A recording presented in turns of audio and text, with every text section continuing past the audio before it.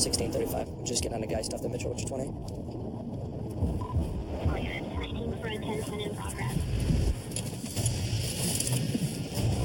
10-4. I'm going to turn around real quick and get right back there. Okay, so we just got a report of a fight in progress. It sounds like his son is trying to get after his mom. Advising that there's a 28 shotgun and a 2200 in the residence. Okay, so we know we got at least 2 guns inside, a shotgun and another rifle. Definitely going to be the kind of call we want to take our long one. It's about 15 miles from where we are right now. We're probably the closest patrol unit. But the autumn's first snowfall won't make it an easy trip across Fairbanks. A little slippery. A lot slippery. You want to get there quickly, but you can't because the roads are nothing but ice. Get there as quickly as we can, but slow enough to be safe. Some traction. Holy crap. We're good. Last we got was that she was outside the house. She's trying to hide inside of the car, inside the garage. But the son quickly finds the woman's hiding spot. Be advised. He's now sending a complaint in his car. Even if you could just break the window. We just busted out the window with the mag-light flashlight. The subject yelled that he was going to kill her before we got there. We lost connection with the caller. We're going to try to get her back. The call's kind of gone from bad to worse. Now he's threatening to kill his mom. He's already said that he wants to kill law enforcement. And that could be heard in the background saying earlier that he didn't care if the troopers were coming. At this point, we can't wait for backup. We're going to have to get in there and make sure she's all right. Fairbanks 35, both of us be coming out.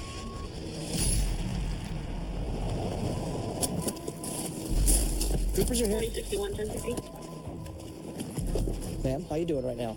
I'm scared. I bet you're scared. The terrified mother meets Trooper Munson in the driveway and informs him her son's taken off. Is there any other buildings on your property where he might be? He's got a camper Okay. up there. Okay. I don't know if he's up there or not. Well, let's go take a look. Then, yeah, you go and stay right here, and I'll just walk up there real quick. Okay. Thank you. Y'all be careful. Yes, ma'am. We'll be right back. There's some...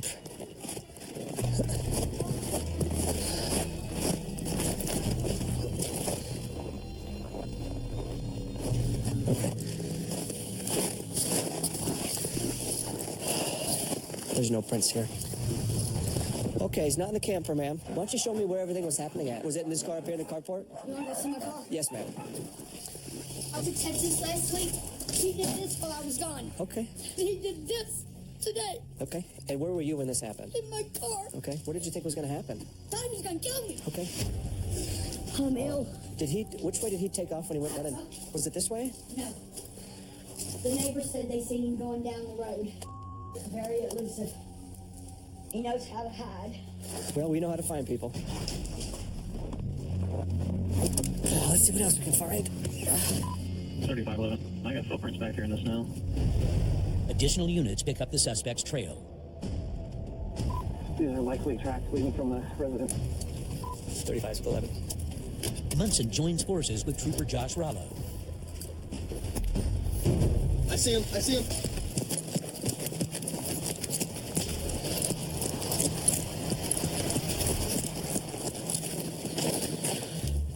Those are pretty spread. There's another road coming back, right? Yeah, but it's a ways back.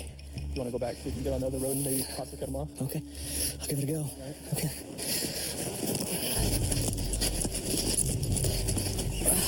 Trooper Munson heads out to cut him off. Footprints supposed to be all the way down this night. Yeah, I can see tracks crossing this driveway. Get out, take a look quick.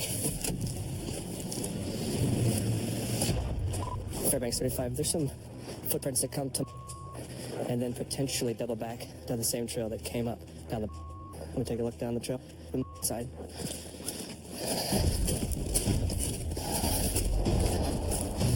Okay, there's 2 sets of tracks, but then there's deer tracks. Let's go up to this light pole. Check it from there.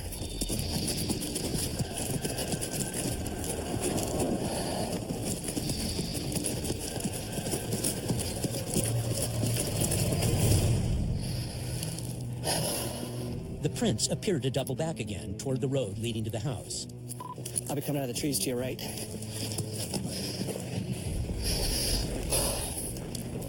10-4. It doesn't seem like the prints crossed over As of right now, it seems like he's somewhere between here and... But in these conditions, the suspect can't have gotten far. Keep checking all the driveways and see if you see any of his prints in the fresh snow on the driveways. Here we go. There's one right there.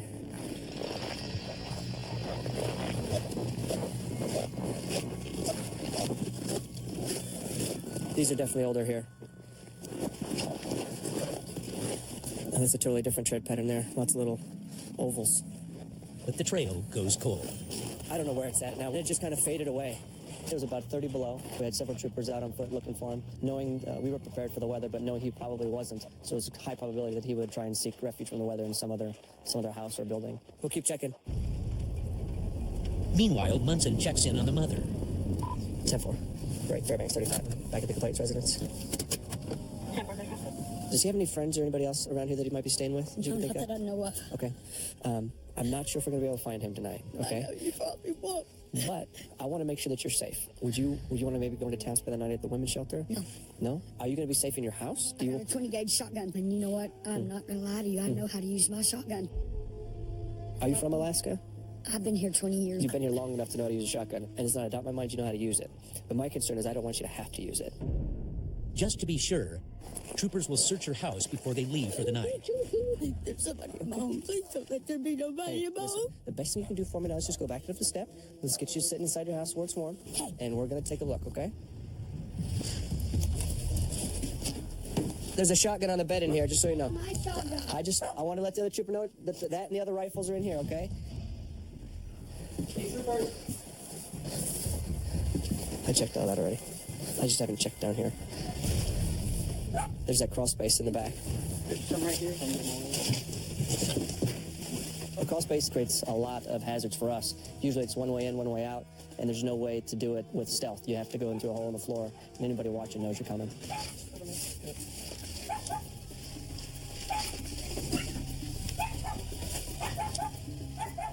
State Troopers. State Troopers. I see him. Show me your hands. Show me your hands. Show us your hands. Hold on the ground. Put your hands on the ground. Show us your hands. Hold on the ground. 35 will go. Sir, I'm about to get it. Bravo, I'm up here. All right. Okay. After a 2-hour manhunt, troopers finally have their suspect. He was hiding behind some insulation. Had we not found him in the crawl space, he would have emerged at some point throughout the night. There were several guns in the house. He'd already displayed some very aggressive, assaultive behavior towards her. So there's no telling what he might have done to his mom had we not found him. They arrest the man on third-degree assault charges for threatening injury with a weapon. Mother, Keep her mouth shut. But he refuses to cooperate and tries to slip his cuffs. Get the off me, buddy. What's going on? Stay with my hand behind your should have left them where they were. Troopers must use additional restraints. Stay there. Mother, I love you. Later.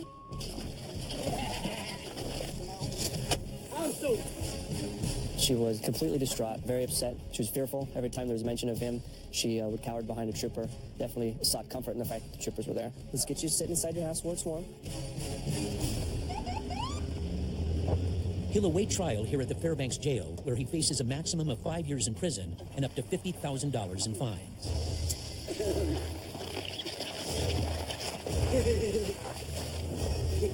Oh, that's cold. Oh, that's cold.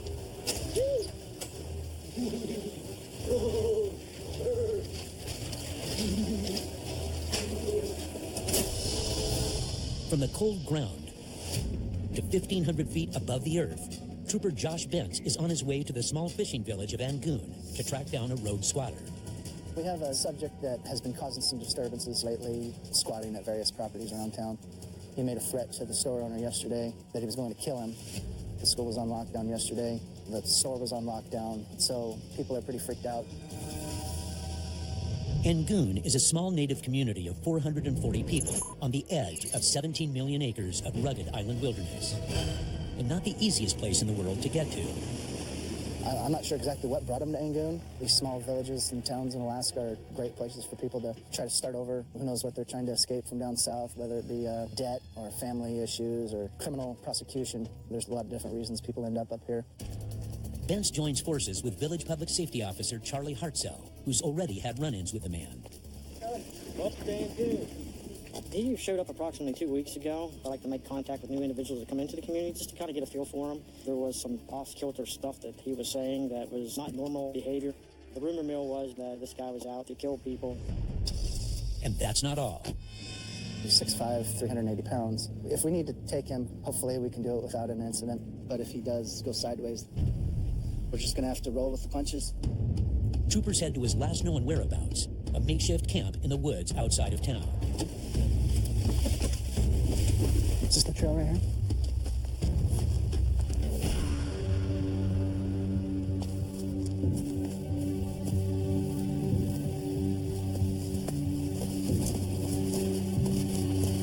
State Troopers. Hello? Talk to me. State Troopers. Hello? Talk to me. Hello, State Troopers. What? Can you talk with me for a second? I can talk to you, but I'm just going to lay here. Can I see you? Right here. Does this thing unzip anywhere? I'd like to see your hands. Right here. Can I unzip it at least? I can unzip it. Okay.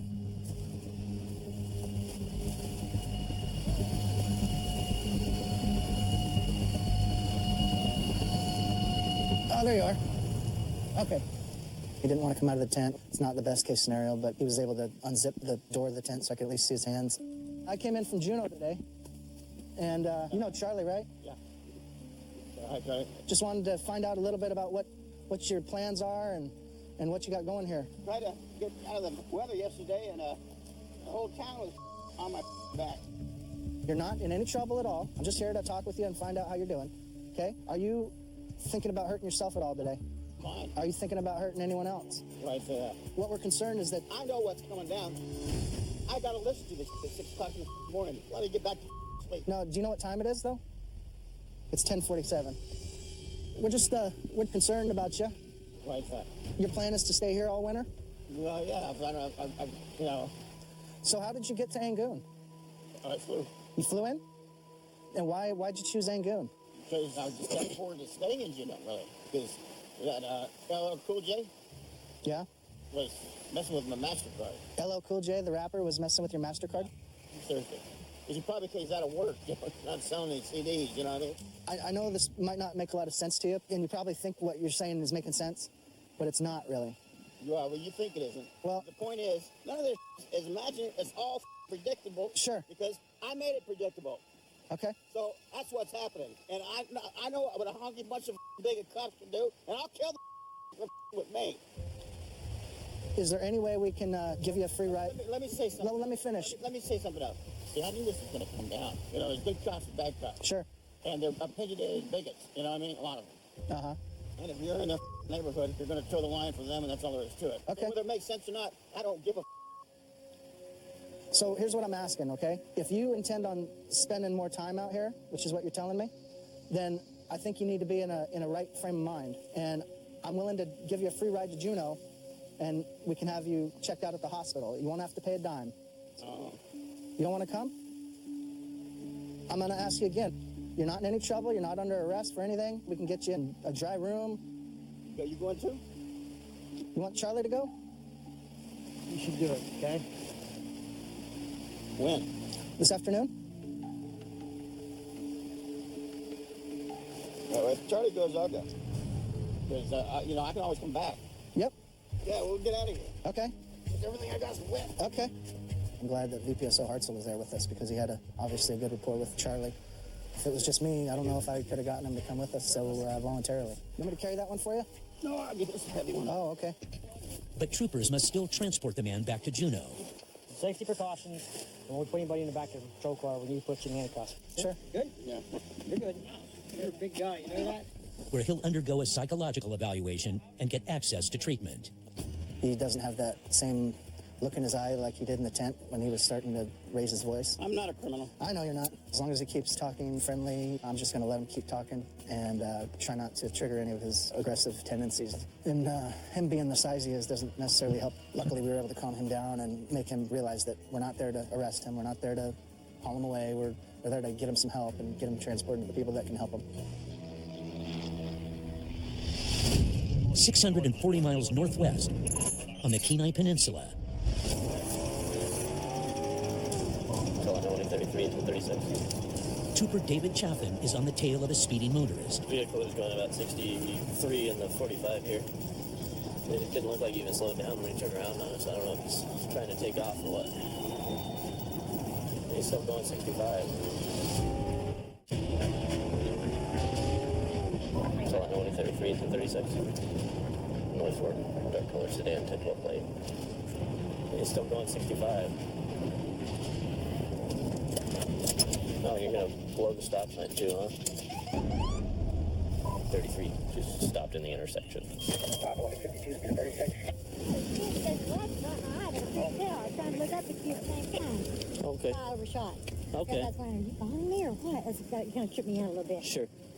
Reason I stopped you is you're going 63 in the 45. Was it? I'm sorry. You also didn't stop at the stop sign here. Well, Yeah, that's because I looked in my rear and I realized that because I thought, that car's coming up on me fast. It scared me. Okay, do you have your license, registration, and insurance? Yeah, well, maybe trying to find everything. It's just, like I said, I borrowed this car. So, Whose car is it? her name is, I'm going to buy it from her. And she's let me drive it for a few days here, and we're going to switch it over. Anything in the car you're not supposed to have tonight, ma'am? You're doing a lot of digging around, like you're worried about something. No, sir. Can you step out of the car, please? You mind if I get a cigarette? Sure, that's fine. Okay. We're just going to step right back here to the front of my car, okay? Do you have anything in your purse there you're not supposed to have? Mark it on, move it on. Can you show me real quick? Yeah. Oh, wait, I'm so sorry, sir. I'm so sorry about that. Oh, I'm sorry. Can I look in here real quick? Yeah. Okay. What are the needles for? They're not mine. They're not yours? Nope. When's the last time you used anything at all? Oh, I haven't used anything in a long time. Long time. How long is a long time? Over a year. Over a year? Okay. So there's nothing in the car that you know of that you're not supposed to have? Not that I know of at all. I can take a look. Is that okay? Yes, sir. All right. 2033's out for a vehicle search. 33 out for vehicle search. Are there any other needles in here? I didn't think so. I don't want to get put. I see at least one open needle right here. Okay, what are these loaded with? Is that meth? No. Okay, that's a little concerning to me. You can understand why, right? Do you have any large amounts of cash in the car at all? No money? I noticed that when we were standing here, your phone popped up and someone was asking you if you were getting close. Yeah. Do you know him? Yeah, if he's just wanting to ride, he's up here at the store. Can I look at the rest of the conversation? Is that okay? Yeah. He's asking about cost and you're saying $150. Yeah. $150 meaning $15. $15 to give him a ride into town? Yeah, and you're supposed to get a pizza and split it. He's supposed to get the pizza. I'm out that way. Do you need or have? I'm hurting. Yeah, That right. sounds to He me wants a like he's ride. trying to buy drugs. Oh, I'm sorry. Is that what's going on? He wanted a ride. He wanted a ride. Were you going to school right now? Is that where you were going? Honey, I'm going home, and that's why I've got my milk and my bread. He's saying he's trying to make something happen. Homer's dead in the water. Yeah, we're both broke. You could point him in the right direction. Yeah. Or Anchor Point did too. Yeah. You said you can get, but you need money. Yeah. He says he's got a car full of people. You aren't coming out with a boatload. Yeah, because I ain't got no room. Right, you don't want a whole bunch of people showing up when you're trying to sell them drugs. No. Okay. Are you sure? Yeah. It's all too suspicious for Trooper Chaffin, so he decides to impound the car and apply for a search warrant. Okay, so here's the deal. I'm gonna get the rest of your groceries for you, and you'll be free to go. Okay? Okay. Have a safe walk. You gave me the tuna, right? We'll seize the vehicle. It'll go back to post where we'll lock it up. And once the search warrant's granted, we'll do a more thorough search of the vehicle for contraband. If we find drugs in the vehicle, then we're going to arrest her for possession with intent to distribute drugs. A few days later, a search warrant is granted, and inside the vehicle, troopers find a scale and heroin. If convicted with the new evidence, the driver faces up to 20 years in jail and a $250,000 fine.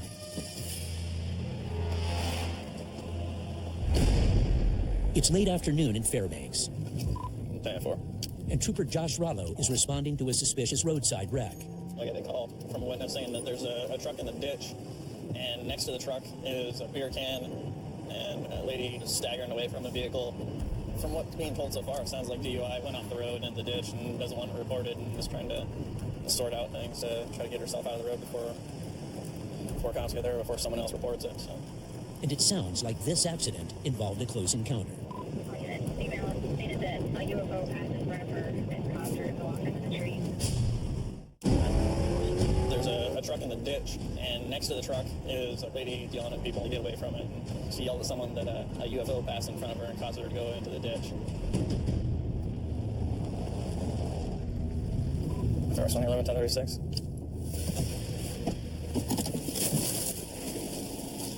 So, anybody in there? Yeah, there's 2 guys just came home, and there's a female in there, and it might be her. She would have changed her clothes. Yeah. In the time since she's been over here. You talked to her at all, or? A little bit. She said she's been here the whole time, but I figured we'd try to show up with the other people. Okay. I'm gonna go talk to them here. So were you guys all in the car and watching her walk off? We went to Fairbanks to go grocery shopping together. Okay. And when we pulled off, we seen the truck. There was a person and everything, so he called it in. Yeah. And then she come back and started yelling, "Get away from my truck!" And she was falling all over the road. So I tried to engage her, and she started saying that a UFO pulled out in front of her, and you could smell the alcohol in her breath and stuff. Okay. The officers move in to question the driver.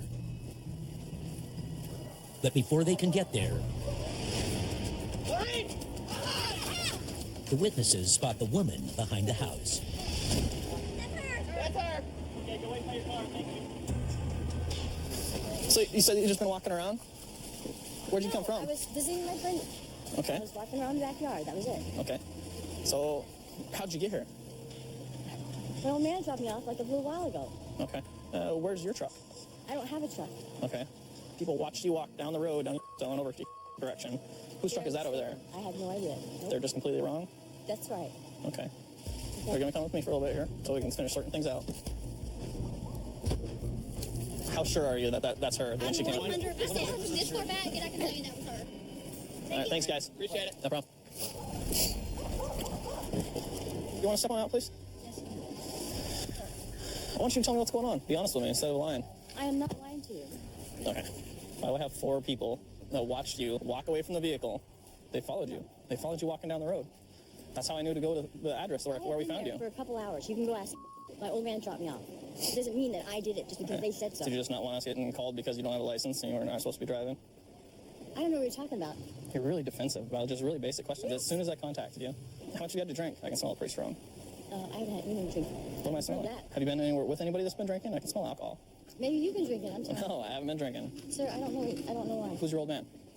I don't have an old man. I have a family member. You said it was your old man that dropped you off over there. Well, yeah. Your story is now changing. No, he's a family. As soon as I start asking little detailed questions, now your story changes.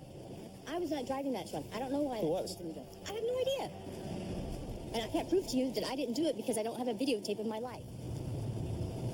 Okay. All right, well, right now we don't really have enough to go on at this point. We're not able to say that she was the one driving, even if she was even in the vehicle. Do I believe her? No. I believe that she was at the very least, in the vehicle and covering for someone else that was possibly the driver. At this point, we're kind of forced to take her loose and we'll impound the vehicle and get it off the roadway here.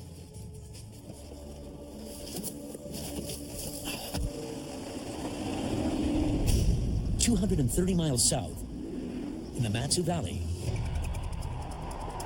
10-9, where you need me to 10-19 too? Trooper Jim Stryker is responding to a family camping trip turned violent. We got a call that a young lady was assaulted by a camper from another campsite. I'm not sure what the extent of her injuries is.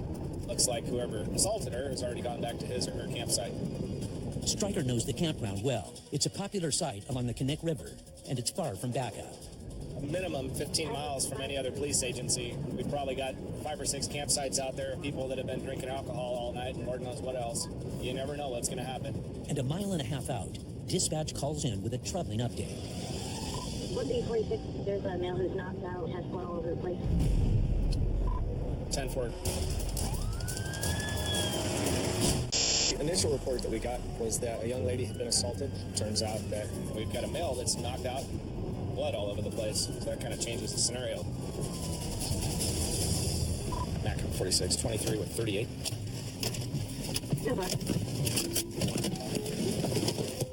On scene, he quickly spots the bleeding man in a nearby truck. Got beat in the head. You said somebody hit you in the head? Yeah. I just got beat up. So who whacked you? I don't know. They were partying with us.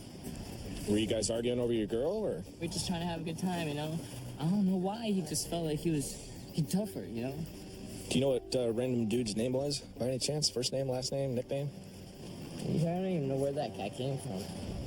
Yeah, you got a pretty good goose egg on your head there. Yeah, I'm just thank God the bleeding stopped, because everybody thought I was going to die. So he was like...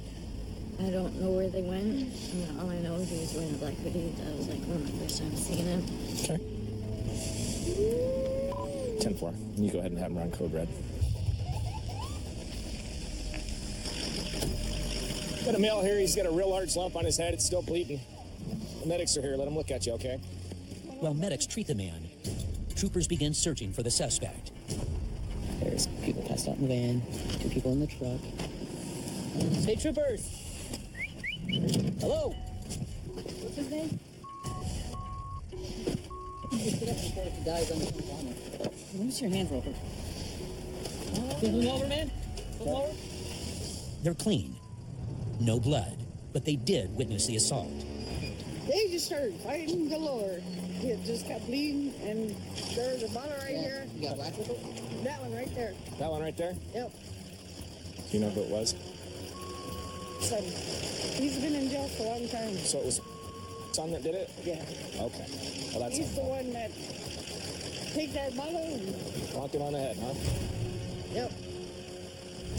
Turns out that another family member had gotten into a fight at the campfire, and the person took a beer bottle and whacked him over the head with it and then left before we got there. It is still an ongoing investigation, and hopefully within the next few days we'll get a hold of whoever did it and get their side of the story.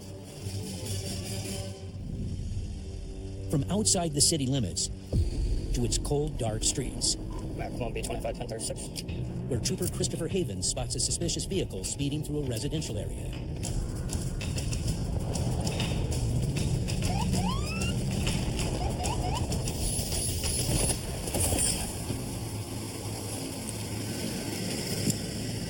Hey!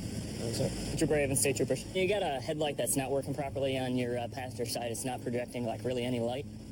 And also you're going a little bit too fast for the road back there. Do you have a license, registration, proof of insurance with you? No, sir. No? Do you have a valid license, bud? No, sir. I'm from Washington, sir. You're from Washington. Do you have a license in Washington? Yes, sir. Is this your car? Yes, sir. It's my friend's. Your friend's car? Yes, sir. Okay. I'll be right back with you. Just go and hang tight. No one in the vehicle has ID, so Havens checks with dispatch NCSC 1B25. 1B25. and makes a curious discovery. 1097 on a 1985 Brown Ford Bronco.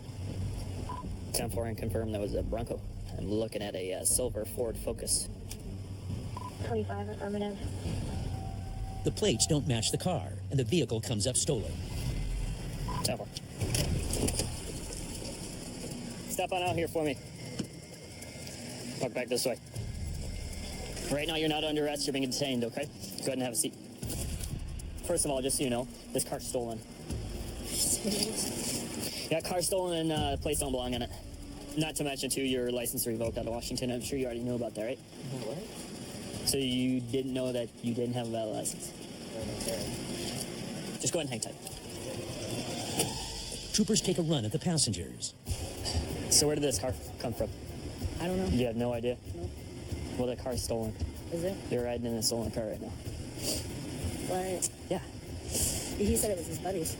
It's his buddy? Mm-hmm. Right, just go ahead and hang tight for me. Now is your opportunity to be completely honest with me about everything from this point forward. Sir, honestly, let me use the car. It didn't really cross my mind that it was stolen. No? So are you willing to take me over there and show me where he lives and that kind of stuff? Sure. All right, hang tight. Troopers release the passengers and let the driver lead them to the supposed car thief's house. Does he have any guns in the house? How many? What is it? Does he keep it loaded? Sir, I honestly have no clue, sir. We don't know what the guy has in this house. We don't know what the contact's going to be like. For all we know, he could be the person who stole this vehicle and has a bunch more stolen vehicles on the property. Mac 1B25, both units, 10.3.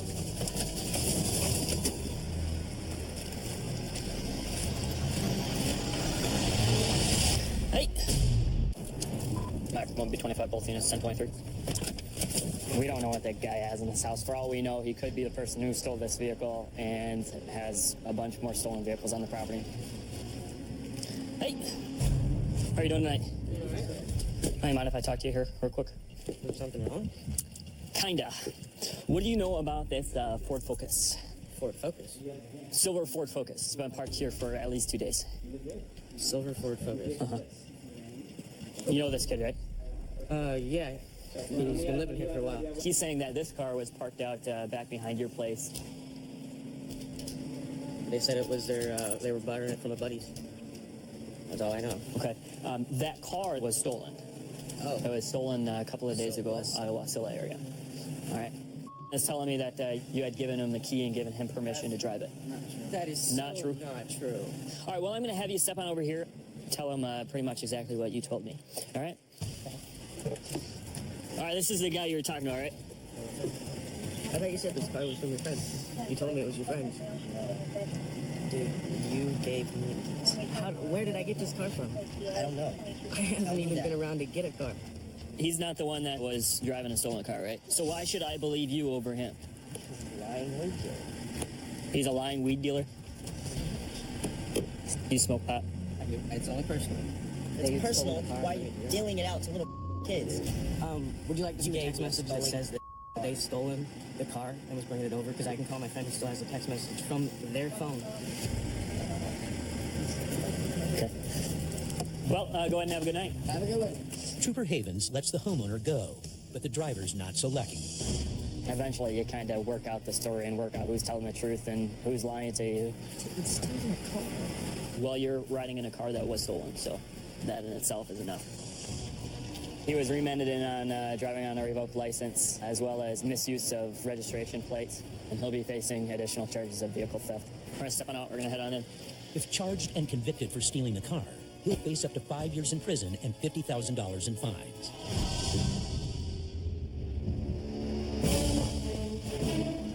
It's that time of year again. Right now, we're out here at the Palmer Range for the 53rd annual ASTRCMP shooting competition. It's the longest running international pistol competition in the world. Each summer, troopers from all corners of Alaska gather to take on the top cops from Canada's Northern Territories to lay claim to the title Best Shot. It's a great experience to come and see our colleagues and friends here in Alaska and to continue that ongoing rivalry that's been going on since 1960. It's a team competition with intense personal rivalries. We draw names at the beginning, and I'm matched up against a new shooter from their team, Arch. I'm Constable Stephen Archibald of the Royal Canadian Mounted Police, and I'm posted in Whitehorse in the Yukon. This is my first year here. It's an honor to be here. Turns out that Arch last week came from their highest level shooting competition in the country. So I am matched up against a very high caliber shooter today. He's a very competent shooter, and I have my work ahead of me, but I think he does too. Are you ready for this? Oh yeah, born ready. Okay. Yeah, good luck. Good luck. You're going to need it. You know, this event brings our two agencies together in a spirit of camaraderie. We'll be mindful of our friendships as they get more and more competitive. I'm looking forward to taking some trophies back to Canada this year. And we're looking forward to keeping it up here this year. Red. And it's red. Okay. Sir, stand by. Fire!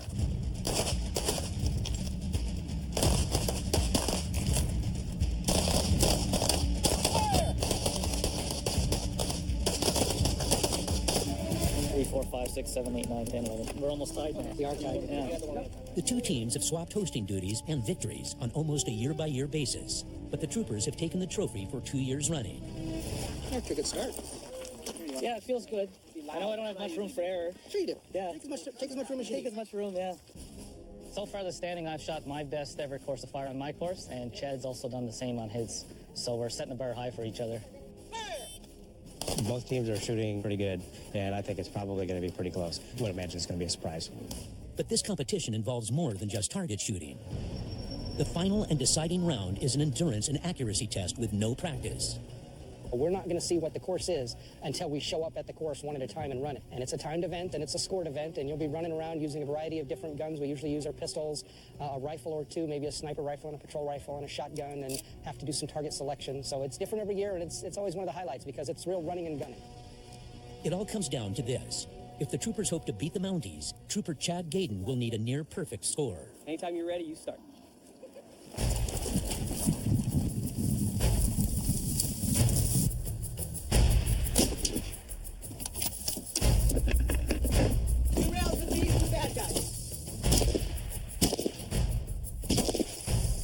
Next one.